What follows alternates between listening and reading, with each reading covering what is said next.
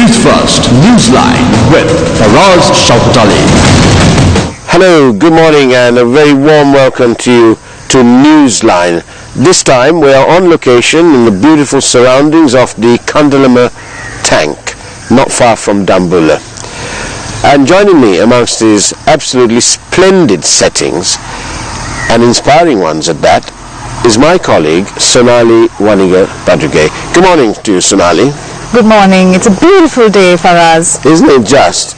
It's a superb view. The scenery is absolutely spectacular. This is what a bunch of terrorists were trying to destroy all those years ago, and I'm so glad, whoever it was, that we won the war. Now, what, 6-7 years ago? 2009. 2009. When the LTT was militarily defeated for us. Indeed. And since then we have come a long way. We have. But have we, though? Well, yesterday, if you can recall, Faraz, we were in conversation with a couple of villagers from the town of Dambulla. Indeed. And most of them seemed disillusioned with the cost of living, with the fertilizer subsidy offered by the present government. That's right. He said that he voted on the basis of a porandua. A promise. A promise. An undertaking by the undertaking.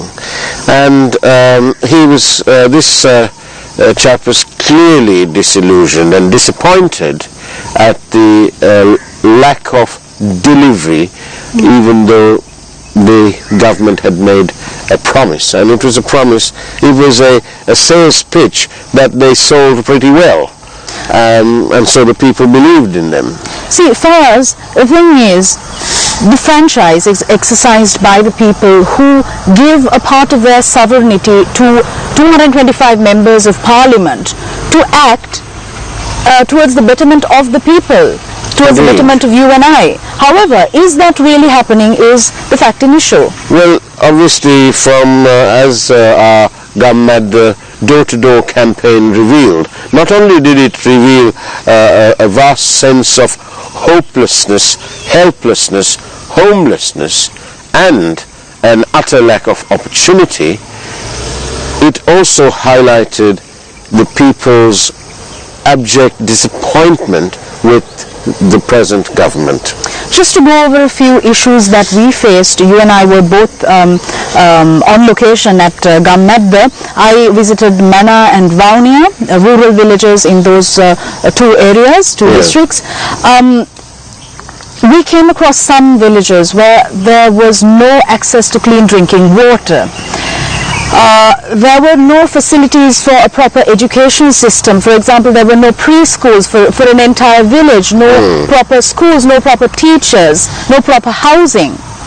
And the local politicians, the local councils were not even concerned about this plight. That's right. We visited the areas of Batikro, and we went into a paddy field which was being harvested and so on, and in amongst the blazing sun, the lady who was helping her husband to do the harvesting told us that politicians, I think she nearly spat the word out, politicians, she said, they only come here when there's an election, and then we don't see them again.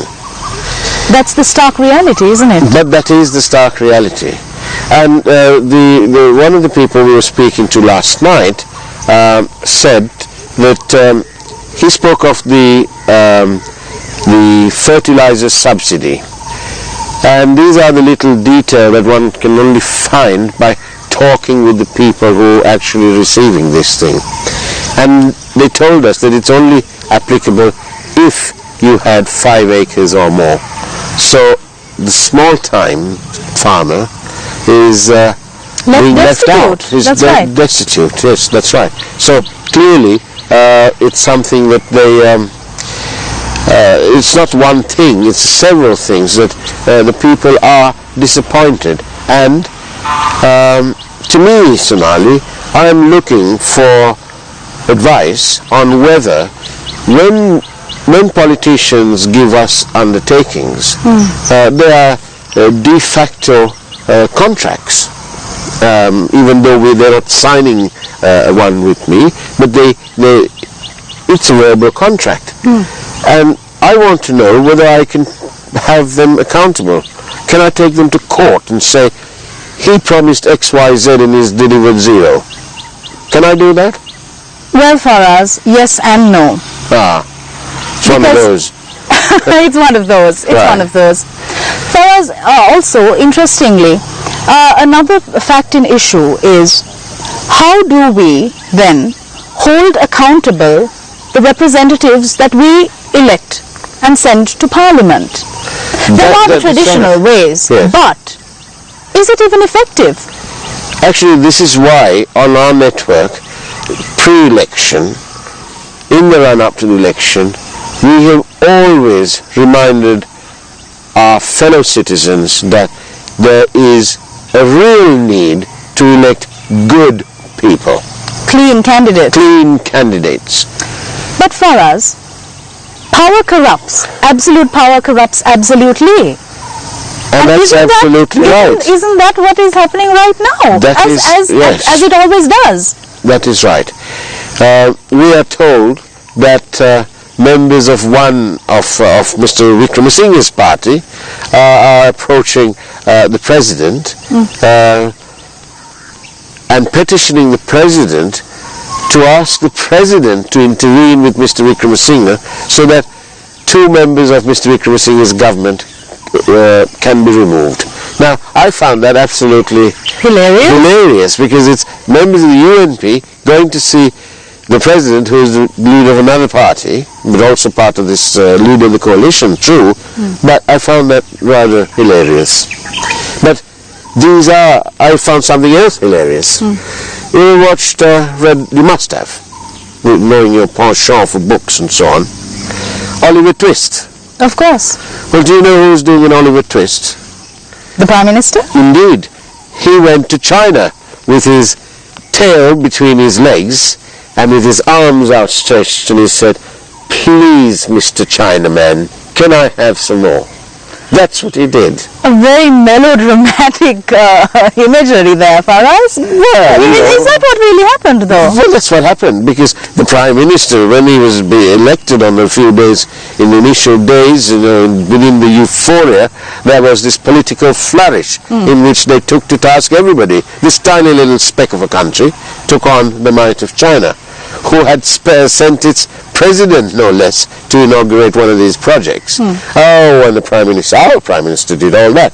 Dear Prime Minister. And now he's gone back, and guess what, Sonali? He's asking for $1 billion rupees, or $1 billion from the Chinese. 125 million of that is being claimed by the Chinese in compensation for the delays on this project in Colombo. But foreign aid isn't something new to Sri Lanka. In order for us to complete projects that we have undertaken, we do require some sort of foreign aid. We need foreign aid all the time. So what was wrong in the previous administration? Every government, successive governments, have borrowed money. So, that's the way it is, and so that's the way it is. But importantly, Sonali, they are borrowing all this money. We have got this vast natural resources, as you can see in the background of this wonderful scenic place here. But if you look around, you'll see the level of garbage is absolutely, it beggars belief.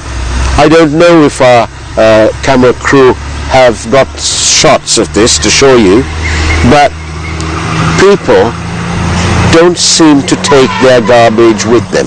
They just leave it on site, which is a tragic thing, really, because hundreds of thousands of tourists are paying money to come to our beautiful country, and we'd like to show off a beautiful country, not one full of garbage and so on.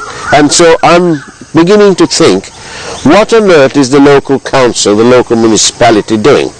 We're in the heart of cultural triangle land, and it seems we attract tourists. This is one of the must-see places in this country. Faraz, see, when you talk about pollution, why should we only leave accountable the municipality? What about the individuals, the residents of this village itself? See, this is the issue that I have personally. We don't have a culture of holding accountable citizens to protect this country, to protect the environment, and therein lies the problem, because there is an issue when it comes to attitude. Yes, that's true. That is true, because I think even the Constitution makes clear that the Constitution guarantees you all these, but on the other side, the Constitution expects you to do certain things, and amongst those certain things is this wonderful Article 28D of the Constitution of Sri Lanka, in which is that everybody in Sri Lanka has an obligation to ensure that public funds are not squandered. Now, I'm so sorry, Sonali, but you're going to say, but now here you go again. But the central bank bond issue, oh dear, that's a public resource, and what have they done about it? Governor Mahendran is still in place. Prime Minister Wickremesinghe is still in place. But COPE, what's COPE doing? Sunil Handunetty is the chairman of COPE now. What are they doing? So that's just one example of what I'm talking about. Okay, thank you, Sonali. Let's take a short commercial break. Stay tuned to Newsline. Welcome back to Newsline. I'm joined this morning by my colleague Sonali Wanigabadage. What are the issues, Sonali? What issues are the people here facing? Well, Faraz, I think as a country we're facing a huge crisis in our education system. The youth or the adolescents that go out into society after, say, their O-levels or their A-level exams are very backward. Haven't you noticed that? Students who are from the rural areas, from, say, Hambantota, Jaffna, or Mullatiu, the students who come out of these schools, national schools, don't seem to be job ready, and that's a huge issue that I have as a citizen. Indeed, and also whether we like it or not, we really need to speak the international language, which is whether you like it or not, it's English. The linked language. The linked language, and when they started messing around with the education system in 1975, when they introduced this NCGE business, it is the same government that did away, sort of almost sidelined English. We are living those consequences now, because there are vast tracts of educated people who can't really converse in English, and this is the international language. We need to address that situation. There are thousands and thousands of hotel rooms coming up, for example, and these hotel rooms are not all going to be catered to the local tourists. They're going to be catered to the international traveler, and some of those people will be speaking English. So I don't know if you've thought about it, but I look at all these hotels that are coming up, in Golf Face and behind there, Corporate Junction, Hambantota, all over. We've got a great new hotel in Jaffna now.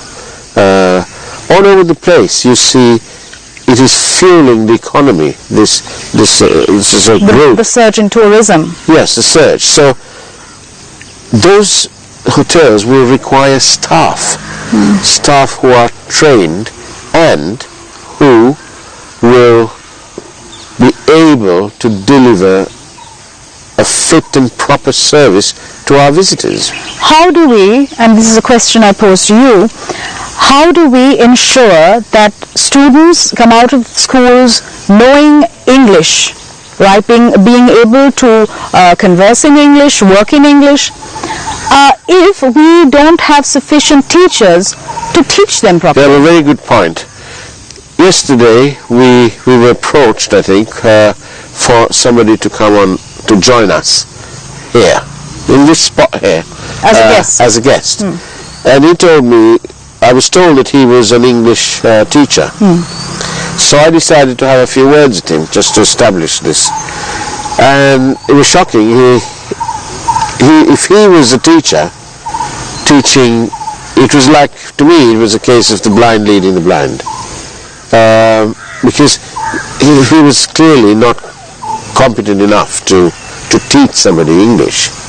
But we have trainings, we have teacher training institutes, we have a very effective, a very good university system for us in Sri Lanka, with experts, with professors, especially if we take the English units of universities like Colombo, Kalamia. They have very good English units. That's true. That's true. I was tempted to put this to test and to pick a person randomly off the road, like that child who was just passing by, and testing him on his knowledge of English, because there is a problem, and I know that there are many things to be done, and that the road ahead is full of various by roads, and it's not only one thing or the other, and that the government has a lot of things to do. But I think they need to get the basics right, don't you? Educating a country's children comes among, I think, the foremost of duties that a responsible government needs to attend to. There is no doubt about that. Sonali, what are these other issues? Why don't you give us some input? Yeah, for us, another issue that has caught on the media attention is the Panama Papers controversy. Is this something like the Ashley Madison scandal?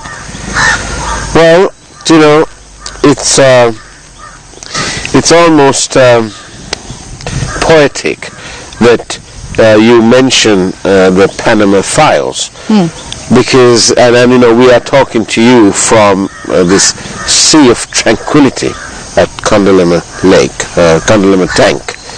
Well, the Panama Files, in a couple of weeks, it threatens to destroy that sea of tranquility that some of these people have had by hiding behind offshore accounts and so on.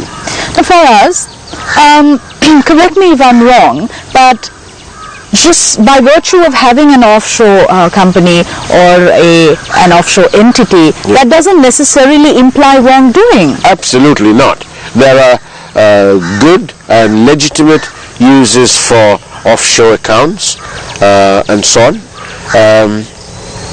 But what we are saying is, in Sri Lanka, there has been a law, and that law has been going on it's not a new law, it's been going on from the year dot, and it's called the Exchange Control Act.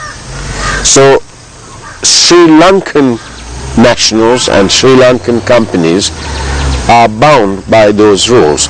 So if it is found that they have not obtained the requisite permissions and authority to operate accounts overseas, and if they have not declared the assets that those offshore companies may be holding to the local Inland Revenue Department, then we have a problem.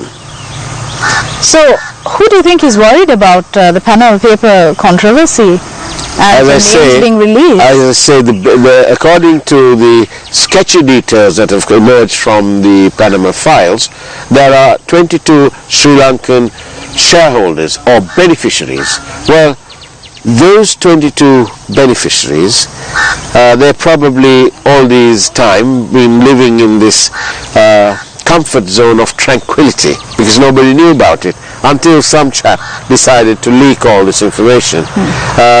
Some company by the name of, the second name is more familiar to Sri Lankans, Fonseca, but that's spelled with a C. Anyway, so those people's tranquility, their peaceful living has been shattered, and their stress levels must lead them straight to the diabetes clinic, because stress is a main cause, one of the causes of diabetes, isn't it? It is. So, you know, it was a stressful time for these people, but guess what? I don't care. I think it's great news that for Sri Lankan investigators. But was one thing, this government, Sonali, it came on a bandwagon of good governance. There you go. So for a country that came up on the bandwagon of good governance for a government, and they exposed corruption, the alleged corruption, serious corruption, it is tragic that this government have not made a positive, strong statement on the Panama files. Why not be like Mr. Modi, who said, we are having a special team, a multi-talented, multi-functional team, to look into whether there are any Indian involvement in these Panama files. A lot of governments have come forward and said that they will start investigations. That's they will right. appoint commissions. India being one of the most recent Australia said 800 people, and of all the statements, there was only one statement, and I think that was from Germany, who thanked the journalists for the work they did. And that's very important, because these journalists from, I think, 112 partners partnering the ICIJ went into this program and collected all this data. However, we can't ignore the fact that despite the government not coming out with an official statement saying that they will investigate into this, Faraz, there has been several ministers who came forward and said that yes, they will investigate as a government. Yes. So the concept of ministerial responsibility dictates that they will speak on behalf of the government in totality. Yes. Well, it's all lopsided. We had, but we must acknowledge that the finance minister spoke to one of our reporters from China and made a statement. But it's all very sad and tragic, because the last time ICIJ did their leaks, the offshore leaks, well, what happened then? The monitoring unit of the central bank, what have they done? Indeed, the former governor said in an interview that what can we do? We can't force these people to bring the monies back, but I think we can. Yeah, of course. If you can prove that these assets are abroad, and if you are a Sri Lankan national and you have not declared all these monies or assets, then you can be prosecuted, and that's what they should be doing. That's right, and tax havens are used for things like money laundering, that's right. Tax evasion, then other crimes. So it is important that the government of Sri Lanka comes forward and expresses its genuine intent to investigate into this controversy. Absolutely. Enough of this business about the Panama files. But as we approach the New Year season, it's a welcome break, isn't it? It is. Because people forget, even temporarily, their troubles. Well, I hope they do. But my thoughts will, of course, be with the forgotten people of Sri Lanka, those people in the rural parts of our country who continue to suffer, whether it is on an ordinary day or whether it's on New Year's Day. The suffering continues. The forgotten people, we mustn't forget them, should we, Sonali? We shouldn't, and indeed, Faraz, that is where the Gammadda concept comes into play, because we initiated the second phase of Gammadda, where we undertook to provide solutions, to join in with other stakeholders. Several ministries have come forward to assist, to provide infrastructure for these people who have been languishing for years and years. And the second phase details how we can assist, how we can provide solutions to these issues faced by a citizenry who has been forgotten by the powers that be. Indeed. It's great. it's I'm struggling to this word, but I'll use it. It's a crazy situation, isn't it, where a TV network has undertaken to do all this. It's beautiful for us, and it also brings into the fore the concept of public service journalism. Indeed, indeed. And to all our colleagues at News First from our group, we want to say we acknowledge what you have all done, and it's great to be part of this team. Indeed, Faraz, and heralding in this new year where your troubles, your woes are forgotten, and you go into a new beginning of sorts. Here's wishing you a great few days and a great year ahead. Indeed, here's wishing you a very happy holiday season, and when you're back, don't forget to tune back to Newsline, where we bring you all your views, the news that you want to hear. On that note, thank you for watching Newsline. Thank you, Sonali, for being here. Lovely being here, Faraz. On the Kandalama tank. And take care, and God bless.